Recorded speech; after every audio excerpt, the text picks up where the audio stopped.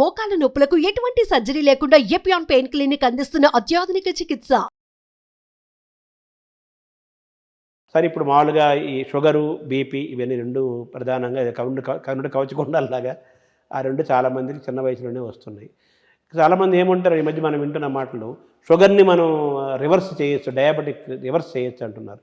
మీ శరీరం పైన మీరు అనేక ప్రయోగాలు చేసుకున్నారు, నాకు కూడా తెలుసు. ఆహారపరంగా కానీ మెడికేషన్ కానీ అనేక రకాలుగా. ఈ ప్రయోగాల్లో భాగంగా ఈ షుగర్ని, బీపీని మనం రివర్స్ చేసే అవకాశాలు ఉన్నాయా? మీరు అనుభవించారా? దాన్ని ఎలా చెప్తారు? ఉన్నాయండి, తప్పకుండా ఉన్నాయి. ఇవన్నీ షుగర్ అనేది డిసీజ్ కాదు, ఇది డిజార్డర్. అంటే క్రమం తప్పింది. ఈ క్రమాన్ని మళ్ళీ సవరించుకుంటే మీ లైఫ్ స్టైల్లో తప్పనిసరిగా మళ్ళీ మీ స్థితికి వచ్చేస్తారు. శరీరానికి ఉన్న గొప్ప గుణం ఏంటంటే సెల్ఫ్ హీలింగ్ ఉంది. అయితే మనం దానికి అవకాశం ఇవ్వాలి, తగిన సమయం ఇవ్వాలి. ఇలా జ్వరం రాగానే పారాసిటమాల్ ట్యాబ్లెట్ వేసేస్తాం. జ్వరం అనేది ఏమిటి? ఒక కాలింగ్ బెల్. లోపల ఇంకేదో ప్రాబ్లం ఉంది మీకు. ఆ ప్రాబ్లం తెలియపరిచే విధానం ఏమిటంటే శరీరం ఉష్ణోగ్రత పెంచి చూపిస్తుంది. జ్వరం అనేది సిమ్టమ్, రోగం కాదు. ఆ సిమ్టమ్ని కాలింగ్ బెల్ అలారం పెట్టుకుంటాం 5:30 నిద్రలేయడానికి, నొక్కేస్తాం నేను లేచేసానని. ఇక్కడ కూడా జ్వరం సిమ్టమ్ కాలింగ్ బెల్ లాగా వస్తే దాన్ని నోరు నొక్కేయడానికి పారాసిటమాల్ వేస్తాం. మరి లోపల ప్రాబ్లం అది అలాగే ఉంది. షుగర్ ఎందుకు వచ్చింది? శరీరానికి తగినంత శ్రమ లేదు. కార్బోహైడ్రేట్స్ అవసరం మించి తీసుకుంటున్నారు. అవసరం మించిన కార్బోహైడ్రేట్స్ వాటిని ఖర్చు చేసేటటువంటి శ్రమ విధానం లేదు. శ్రమ ఎందుకు తగ్గింది? అన్నిటికీ మనకు మూమెంట్స్ తగ్గిపోవడానికి కారణం ఆటోమేషన్. కూర్చున్న కుర్చీలో ఫైల్ కావాలంటే లేచి ఆడికి వెళ్ళి తీసుకునేవాళ్ళు. దీనికి వీల్స్ పెట్టేసుకున్నాం. దీంట్లోనే కూర్చొని లేయం, పక్కకు జరుగుతాం, ఇటు జరుగుతాం, అటు జరుగుతాం. మీ అసిస్టెంట్తో మాట్లాడాలి, ఇంటర్ కనెక్ట్ ఫోను. ఒకప్పుడు ఆ డెస్క్ పిలిపించుకోవడమో లేకపోతే మీరు వెళ్ళడం జరిగేది, అది లేదు. సిగ్నిఫికెంట్గా శ్రమ తగ్గిపోయింది. దానికి తగ్గట్టుగా మీ ఆహారం తగ్గించలే. నాలిక రుచి కోసం తింటుంది, ఆహారం ఆరోగ్యం కోసం అన్న సంగతి మర్చిపోయాం. రెండోది గ్రైండింగ్ మిషను ఇదనుకొని లోపల దోసేస్తాం. గ్రైండింగ్ ఇక్కడ పళ్ళు ఇక్కడ పెట్టాడు, లోపల పళ్ళు పెట్టాడు.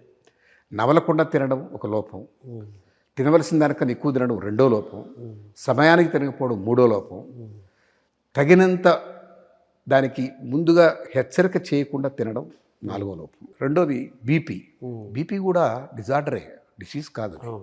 దానికి ఎందుకు వస్తుంది అంటే ఆందోళన ఎక్కువ, మీకు తెలియనటువంటి స్ట్రెస్లో బతుకుతున్నారు. ఇప్పుడు ఉదయం లేచిన మనిషి అనేక రకాల విషయాలు తలదూరుస్తున్నాడు. వచ్చిన సోషల్ మీడియా చూసుకోవాలి, దానికి ఇష్టమైనటువంటి హీరో సినిమా ఏదో చూసుకోవాలి, దానికి వచ్చినటువంటి కామెంటరీ ఏటో చదువుకోవాలి. ఇవి కాకుండా రాజకీయ నాయకుడి మీద ఏమిటో తెలుసుకోవాలి. అనవసరమైన విషయాలు ఏంది? ఏ మనిషి తన కేవలం ఒక ఉద్యోగం మీద ఆధారపడటం లేదు. ఏ మనిషి ఒక వ్యాపారం మీద ఆధారపడటం లేదు.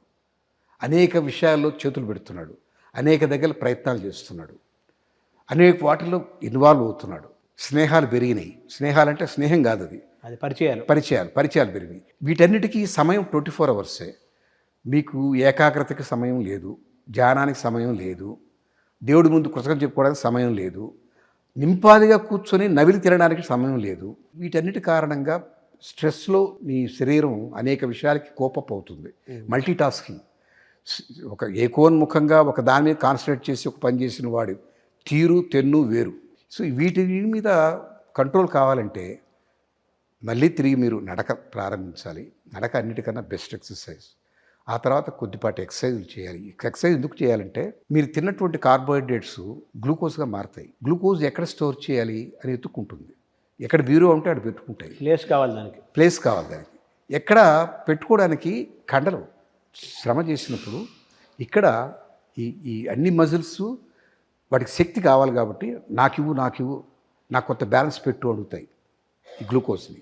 శరీరాన్ని మనం వినాలి. అవి అడుగుతుంటే ఏ శ్రమ చేయకపోతే ఇక్కడ కండ రానప్పుడు నాకు అనవసరం ఉంటుంది. అది చివరికి ఎక్కడ దొరకపోతే లివర్లో పడేస్తే లివర్ ఫ్యాటీ లివర్ అయిపోతుంది. అందుకని ఎక్సర్సైజ్ అవసరం. మీరు బీరువాలు ఓపెన్ చేసి పెట్టాలి. నడిచి పిక్కల ద్వారా, వెయిట్స్ ఎత్తి, బైసెప్స్ ద్వారా, డంబెల్స్ చేసి, వీటన్నిటి ద్వారా మీరు భుజాలకి, నడుముకి, కాళ్ళకి, తొడలకి శ్రమ కల్పిస్తే అవన్నీ స్టోర్ హౌస్ అవుతాయి. మీరు తిన్నటువంటి కార్బోహైడ్రేట్స్ని అక్కడికి వెళ్ళి కూర్చుంటాయి హాయిగా. మీరు నడవడానికి శక్తినిస్తాయి. అవేమి షుగర్ పెంచవు. ఎక్కడ స్థలం లేనప్పుడు బ్లడ్లో కలిసిపోద్ది, లివర్లో కలిసిపోద్ది, అప్పుడే షుగర్ వస్తుంది. సహజంగా జరుగుతుంది. మీరు ఎక్సర్సైజ్ చేయాలి, నడవాలి. తర్వాత ఈ ఆందోళన తగ్గించుకోవడానికి ఒక ఆధ్యాత్మిక చింతన, ఒక మంచి పుస్తకం చదువుకోవడం, లేదా ధ్యానం చేసుకోవడం. ధ్యానం చేసుకుంటే ఆ ప్రశాంతత వచ్చేస్తుంది ఆటోమేటిక్గా. ఏ విషయం మనసులోకి రానివ్వకండి. అవి చేసుకుంటే ఇవి తప్పకుండా రివర్స్ అవుతాయి. నేను దాన్ని రుజువు చేశాను. నాకు ధ్యానంతోనూ, నడకతోనూ, ఎక్సర్సైజ్తోనూ, యోగాతోనూ, ప్రాణాయామంతోనూ నా 130 యూనిట్ల ఇన్సులిన్ని ఇవాళ 28 యూనిట్లకి తగ్గించేసాను. 32 యూనిట్లు. కేవలం ఇదే ప్రాసెస్. మందులు వాడటం లేదా? లేదు, నో మందులు. 32 యూనిట్లు. బీపీకి వాడటం లేదు, షుగర్ లేదా మీకు అసలు? బీపీ ఎప్పుడు లేదు నాకు. బీపీ నాకు అది నా అదృష్టం ఏంటంటే నాకు అనేక వ్యాపకాలు లేవు. ఒక శాంతయే, వేరే వ్యాపకమే లేదు. నేను వేరే వ్యాపారాలు తలబెట్టలేదు. షేర్ మార్కెట్ ఎలా అవుతున్నాయని ఆందోళన పడలేదు. బాంబే స్టాక్ ఏమైందిరా, అమ్మ ఏమైంది ఇవాళ ఆ వరే లేదు. కనుక నాకు బీపీ ఏనాడు లేదు. షుగర్ మాత్రం వచ్చింది. ఆ షుగర్ తగ్గించుకోవడానికి ప్రయత్నం చేశాను.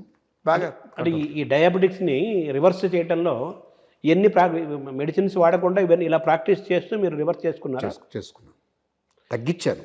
అంటే 100% తగ్గదు. ఇంకా కొంత ప్యాన్క్రియాస్ ఇంకా అలవాటు పడాలి. అంటే ఇన్సులిన్ ప్రొడక్షన్ తగ్గిపోయింది కదా పాత జీవితం వల్ల. అది తిరిగి గేట్ ఓపెన్ చేయమని చెప్పి అడుగుతున్నాను. శ్రమ చేస్తున్నాను, నడుస్తున్నాను, యోగా చేస్తున్నాను, పరిమిత ఆహారం తీసుకుంటున్నాను. ఓకే లెట్ మీ వేకప్ అంటుంది అది. ఆ ప్యాన్క్రియాస్ వేకప్ అయ్యే రోజు వస్తుంది, మహా అయితే ఇంకో 6 నెలలు. అప్పుడు నాకు ఇన్సులిన్ కూడా అక్కర్లేదు. కోపం కూడా ఎక్కువ కదా మీకు, దాన్ని ఎలా కంట్రోల్ చేస్తారు? కోపం అనే దానికన్నా అసహనం ఎక్కువ ఉంటుంది. అంటే అది ఆ అసహనమే ఇరిటేషన్, శృతి మించితే కోపం కింద కనిపిస్తుంది. నేను ధ్యానంతో సాధించాను అది. నేను ధ్యానంలో అర్థం చేసుకుంది ఏంటంటే ప్రతి మనిషిని దేవుడే నిర్ణయించాడు. వాడు ఏ పాత్ర పోషించాలో చెప్పాడు. నాకు అసహనం అనేది మాత్రం పోగొట్టుకోను. ఎందుకంటే అసహనం పోతే జీవోత్సవం అయిపోతాను నేను. ఎక్కడ నాకు నచ్చదో అక్కడ నేను చెప్తాను. ధర్మాగ్రహం అంటారు, చెప్పాలి. నాన్న ఇది కరెక్ట్ పద్ధతి కాదు. బీపీ వేరు, కోపం వేరా? చాలామంది ఆ బీపీ పెరిగిపోయింది అంటుంటారు. బీపీ ఆందోళన పడతాడు, శిక్ష పడుతూ ఉంటాడు. దాన్ని వ్యక్తం చేసేస్తే కొంత తగ్గుద్ది. కానీ వ్యక్తం చేసినప్పుడు ఎదుటి మనిషికి పాస్ అవుద్ది కదా ఆ పాపం. అందుకని జపాన్లో ఒక పద్ధతి ఉంది. వాడికి చాలా కోపాలు వస్తాయి, బాధలు వస్తాయి. వాళ్ళకి కొన్ని ప్లేసెస్ క్రియేట్ చేసి పెట్టుకున్నారు. ఆఫీస్ నుంచి వస్తూ వాడు బొమ్మలు ఉంటాయి. కర్ర తీసుకుని కొడతాడు ఆ బొమ్మని, ఆ కోపాన్ని తీర్చుకుంటాడు. రాయేసి కొడతాడు దాన్ని. దాన్ని ఏమనాలంటే ఆ కోపాన్ని తగ్గించుకునే సెంటర్స్ పెట్టారు వాళ్ళు. దాంట్లో భాగమే కొంచెం విపరీత దూరంలోకి వెళ్ళి గైషాలు కూడా పెట్టుకున్నారు. అంటే ఇంట్లో భార్యతో తలనొప్పి, చాలా సేవ చేసి కాళ్ళు ఉత్తి, అంతకన్నా ఏమి ఉండదు. అంతకన్నా మించినవి వచ్చినాయి, ఇటీవలు వచ్చినాయి. దీన్ని బట్టి అర్థం ఏమిటి, మనకు వస్తాయి, వాటిని కంట్రోల్ చేసుకోవాలి. అయితే ఆహారం ఎలా చూడాలి? ఆహారం అవసరం కదా, దాన్ని ఎలా మెయింటైన్ చేస్తున్నారు మీరు? ఆహారం for your self and to the society. ఆహారం అనేది చాలా పవిత్రంగా ఉండాలి, శుచిగా ఉండాలి, రుచిగా కూడా ఉండాలి, మితంగా ఉండాలి. మితమైనప్పుడు రుచిగా ఉంటే అది హితం అయిపోతుంది. కాబట్టి బయట ఫుడ్ వద్దు. బయట ఆత్మ పెట్టి వండరు వాళ్ళు. ఇంట్లో ఒకప్పుడు ఇంటి ఇల్లాలే చేసేది, తల్లి చేసి పెట్టేది, తల్లి తర్వాత భార్య. వాళ్ళు చేసుకుంటే దాంట్లో ఆత్మ ఉంటుంది. రేపు వాళ్ళు చేసుకునే పరిస్థితి వచ్చినప్పుడు మనం వంట వాళ్ళని పెట్టుకుంటాం. వాళ్ళని మనం ఇంట్లో మనుషులుగా చూసుకోవాలి. వాళ్ళని చాలా ప్రేమగా చూసుకోవాలి. వాళ్ళు మన కింద పనిచేస్తున్నారన్న భావం రానికూడదు. మన కోసం మనకు వండి పెడుతున్నారని కృతజ్ఞతగా వాళ్ళకి దండం పెట్టాలి. వాళ్ళకి దండం పెట్టి, అమ్మా నాకు ఇవాళ భోజనం పెట్టి అవుతాయి, మన వస్తువులే పెట్టి వండుంటారు వాళ్ళు. కానీ ఆ శ్రమ వాళ్ళది కదా. ఆఖరికి అన్నం ఇస్తున్నారు, ఆఖరికి అన్నం పెడుతున్నారు. వాళ్ళని ఆ ప్రేమగా పెట్టుకుంటే, వాళ్ళు మనస్ఫూర్తిగా మన మీద ఇష్టంగా తయారు చేస్తే, ఇదంతా మీ ప్రాక్టీస్ మా ఇంట్లో జరుగుతుంది. మా అమ్మ చేసేది, మా ఆవిడ చేసేది. ఇప్పుడు ఆవిడకి 73-74 ఏళ్ళు. మీ పిల్లలు చేస్తున్నారా? మా పిల్లలు చేస్తారు. మా 2 పిల్లలు, ఆడపిల్లలు 2 వంట చేస్తారు, మరకలు పెడతారు.